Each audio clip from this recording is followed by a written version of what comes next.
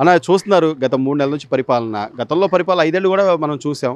ఇప్పుడు ఈ వరదల ప్రభావంలో కానీ లేదా పరిశ్రమలు తీసుకురావడం అనే అంశంలో కానీ ఉద్యోగ అవకాశాలు కల్పించే దానిలో కానీ చంద్రబాబు నాయుడు గారు ఆయన చెప్పినట్టు పని చేసుకుంటే వెళ్తున్నాడు అంటారా లేదా? ఏమన్నా మార్పు కనిపిస్తుంది? ప్రస్తుతానికి 3 నెలలు అయింది కాబట్టి ఇంకా మనం వెయిట్ చేయాలి. కానీ ఎవరు వెయిట్ చేసే పరిస్థితులు లేరు కదా. మీరు సూపర్ 6 అన్నారు, ఇంతవరకు మాకు డబ్బులు పడలేదు, ఇదే కదా. అంటే ఆయన గతంలో అప్పులు చేసినా తాకట్టు పెట్టినా ఆస్తులు అమ్మేసినా కూడా పర్వాలేదు మాకు డబ్బులు పడ్డాయి అంటున్నారు. ఇట్లా టైం ఇవ్వాలి అంటావా లేకపోతే వెంటనే అన్నట్టుగా చేసేయాలంటారా? ఖచ్చితంగా టైం ఇవ్వాలన్నా. ఎందుకంటే పోయిన ప్రభుత్వంలో వాళ్ళ పాలసీలు వేరు, వీళ్ళ పాలసీలు వేరు. సో వెనకాల బ్యాక్గ్రౌండ్లో సిస్టమ్ మార్చడానికి టైం పడుతుంది. టైం ఇవ్వాలి. మనం కూడా వెయిట్ చేద్దాం. 1 year వెయిట్ చేసి తర్వాత మనం రిజల్ట్ ఏమన్నా పాజిటివ్ ఉందో నెగిటివ్ ఉందో ఇంప్రూవ్మెంట్ ఉందో లేదో మనం చెప్పగలం. ఆయన చెప్పిన వాటిల్లో ప్రధానంగా మెగా డిఎస్సి మీద మొదటి సంతకం పెట్టాడు ఆయన.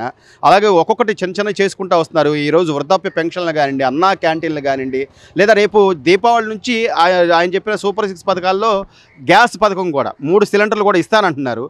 ఇవ్వగలడు అనే నమ్మకం ఉందంటారన్నా? ఇవ్వగలడని అనుకుంటున్నాను. ఇస్తాడని నమ్మకం ఉంది కాబట్టి ఓట్లు వేసాం.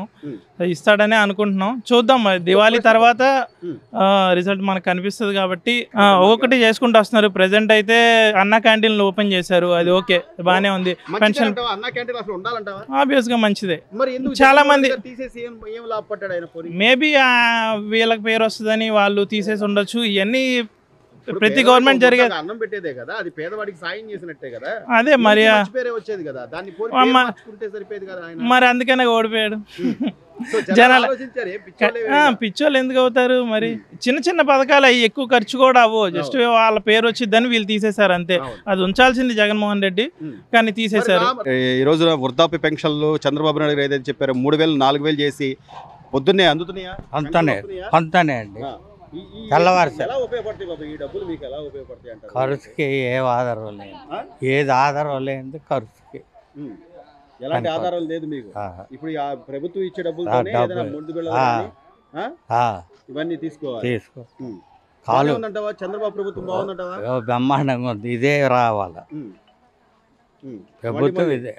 అంటే ఆయన 250 పెంచుకుంటా వచ్చి నేను ఇచ్చాను అన్నాడు. 6,000 చేశాడు మహానుభావుడు.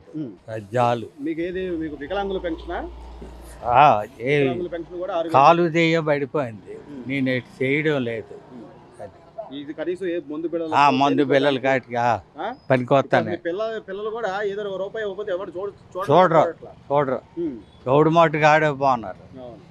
ఈ టైంలో కనీసం మన ఇంట్లో సరిపోతుంది. బానే ఉందంట ప్రభుత్వం. ఓ బ్రహ్మాండం ఇదే ప్రభుత్వం. అమ్మా మీకు ఉపయోగపడుతుందా? చంద్రబాబు నాయుడు గారు ఇవ్వడం మంచిదేనంటావా? మంచిదేనండి. ఎట్లుంది ప్రభుత్వం, ఎట్లుందంటావు చంద్రబాబు గారి ప్రభుత్వం? బాగుంది.